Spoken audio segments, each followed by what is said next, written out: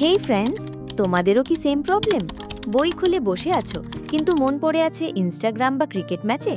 পড়াশোনাতে মন বসানোর চেষ্টা করছো কিন্তু হচ্ছে না। চিন্তা নেই, আজ আমি বলবো 5টা সিম্পল টিপস যা তোমাকে ফোকাস করতে হেল্প করবে। চলো শুরু করা যাক। প্রথমত, create a distraction free zone.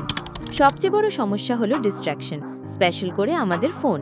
পড়া শুরু করার আগে ফোনটা সাইলেন্ট করে দাও বা বেস্ট হয় যদি অন্য রুমে রেখে আসো।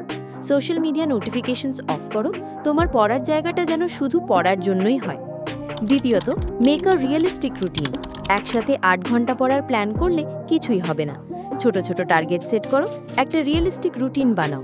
যেমন আমি 45 মিনিট পড়ব, তারপর 15 মিনিট ব্রেক নেব। রুটিন থাকলে পড়াশোনা বোঝা মনে হবে না। তৃতীয়ত, ইউজ দ্য পমোডোরো টেকনিক। এটা একটা সুপার ইফেক্টিভ মেথড। একটা টাইমারে 25 মিনিট সেট করো। এই 25 মিনিট শুধু পড়বে আর কিছু না। তারপর 5 মিনিটের একটা ছোট ব্রেক নাও। 4বার এরকম করার পর একটা বড় ব্রেক, যেমন 15 থেকে 20 মিনিট নিতে পারো। এতে ফোকাস অনেক বেড়ে যায়। চতুর্থত, take care of your health.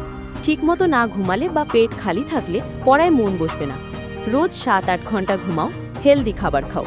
পড়া শুরু করার আগে 1 গ্লাস জল খেয়ে নিতে পারো। একটু ফিজিক্যাল অ্যাক্টিভিটি যেমন 10 মিনিট হাঁটাচলা করলেও মাইন্ড ফ্রেশ হয়ে যায়। পঞ্চমত, রিওয়ার্ড ইয়োরসেলফ। ছোট ছোট গোল সেট করো আর পুরা হলে নিজেকে রিওয়ার্ড দাও। যেমন একটা চ্যাপ্টার শেষ করলে একটা চকলেট খাবো বা 10 মিনিট গান শুনবো। এইটা তোমাকে নেক্সট টার্গেট অ্যাচিভ করার জন্য মোটিভেট করবে। এই টিপসগুলো ফলো করে দেখো, আশা করি তোমাদের পড়াশোনাতে মন বসবে। রিমেম্বার, সবারই এমন হয়। প্রেশার নিও না, জাস্ট ছোট একটা স্টেপ দিয়ে শুরু করো। ভিডিওটা ভালো লাগলে লাইক করো, বন্ধুদের সাথে শেয়ার করো। Good luck.